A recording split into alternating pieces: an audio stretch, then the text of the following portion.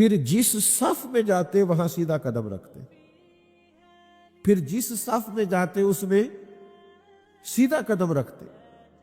تو یاد رکھیے گا کہ اسلامی تشخص، سنت اور شریعت کی پابندی اور مسلمانوں کو بحیثیت مسلمان مضبوط کرنا، ڈرے ڈرے نہیں رہنا چاہیے، سہمے سہمے نہیں رہنا چاہیے۔ ہمارے یہاں کچھ لوگ نا باقی سارے کام تگڑے ہو کے کرتے، اسلام کی بات ذرا آہستہ آہستہ کرتے۔ آپ تو اپنی برادری کا نام بڑا تگڑے ہو کے لیتے ہیں، تو غلامی رسول کا نام کیوں ٹھنڈا ہو کے لیتے ہیں؟ خاص ہے ترکیب میں قوم رسول ہاشمی، ڈٹ کر اپنی نسبت کا اظہار کرنا اور فکری طور پر مضبوط رہنا، یہ پیغام دیا اعلیٰ حضرت بریلوی۔ آپ کمزور نہ پڑے، کہیں کچے نہ ہو، آپ کے مزاج کے اندر کہیں کمزوری نہ آئے، آپ بحیثیت مسلمان ہمیشہ اپنے آپ کو مضبوط رکھیں، یہ ان کی سوچ تھی۔ اور ہر میدان میں مسلمانوں کی قیادت کرتے، وہ فتویٰ لکھتے تھے، فتویٰ۔ یہ آج کل جو لفظ فتویٰ ہے، اس کی تشریح عوام کرتی ہے، وہ تشریح درست نہیں ہے کہ مجھ پہ فتویٰ نہ لگا دینا، آپ مجھ پہ فتویٰ نہ دے دینا۔ فتوی کو کیا سمجھتے؟ فتویٰ تو دینی رہنمائی کو کہتے ہیں۔ آپ نے کوئی مسئلہ پوچھا، اس کی دینی رہنمائی کہ اس کے بارے میں قرآن کیا کہتا ہے، حدیث کیا کہتی ہے، کتاب و سنت کی روشنی کے اندر اس مسئلے کا جواب کیا، اس کو فتویٰ کہا جاتا ہے۔ اعلیٰ حضرت رحمت اللہ علیہ نے 13 سال کی عمر سے فتویٰ لکھنا شروع کیا۔ اس کا معنی میں یہ کروں گا کہ اعلیٰ حضرت نے 13 سال کی عمر میں تعلیم مکمل کرنے کے بعد مسلمانوں کی رہنمائی شروع کی۔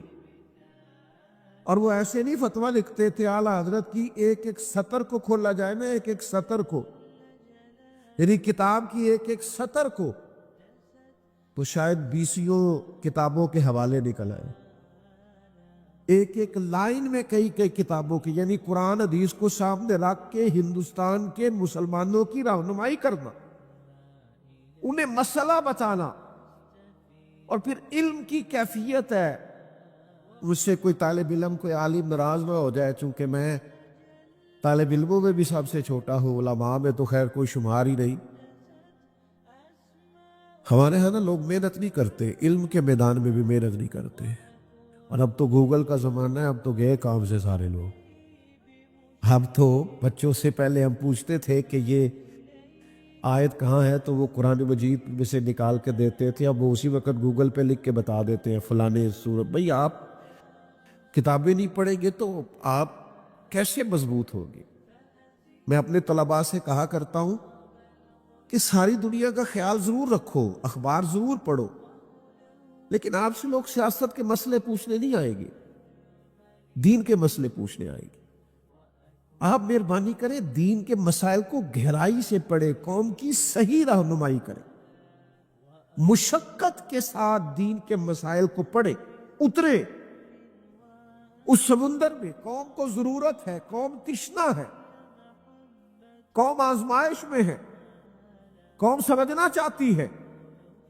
میں عوامی آدمی ہوں، میں ببانگ دہل کہتا ہوں کہ آپ طلائع کی دنیا میں لوگوں سے بات کریں، لوگ بات ماننے کو تیار ہیں، قبول کرنے کو تیار، لیکن وہ مشقت نہیں رہی، وہ محنت نہیں رہی، وہ قرآن و سنت میں جو ہوتا زنی کبھی ہوتی تھی، اور موتی ڈھونڈ ڈھونڈ کے لوگ لے کے آتے تھے، وہ سارا کچھ ہمارا موبائل چھین کے لے گیا اسے، وہ زور نہیں رہا۔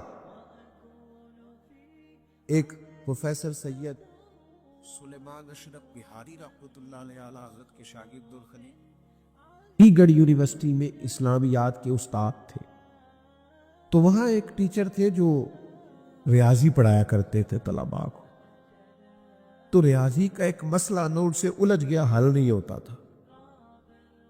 تو جو سیانے لوگ ہیں نا، آج بھی جو پڑھتے پڑھاتے ہیں، وہ رات کو مطالعہ کرتے ہیں، انہوں نے امدادی کتب رکھی ہوئی ہوتی۔ میں مشکل باتیں نہیں کرنا چاہتا، لیکن جس فن کا بھی کوئی آدمی ہوتا ہے نا، وہ ٹینسز پڑھانے والا ہو یا عربی گرامر پڑھانے والا ہو، وہ اس نے امدادی کتب رکھی ہوتی ہے، رات کو وہ مطالعہ کرتا۔ اور ہمارے بزرگ فرمایا کرتے تھے جو مطالعہ کر کے نہیں نہ پڑھاتا، سمجھو وہ پڑھاتا ہی نہیں۔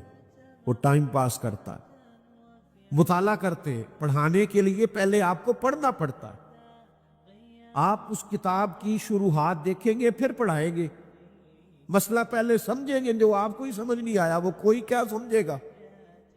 تو پروفیسر صاحب انگریزی پڑھاتے تھے، تو ریاضی کا ایک مسئلہ الجھ گیا، تو بڑے لوگوں سے انہوں نے رابطہ کیا، ہندوستان میں مسئلہ حل نہ ہوا، یورپ جانے کا ارادہ کیا کہ وہاں کی لائبریریاں جہاں سے زیادہ تر ریاضی دان کام کرتے ہیں وہاں جاتا ہوں اور وہاں سے یہ مسئلہ سیکھ کے آتا ہوں۔ آپ کی توجہ ہے میری بات پر؟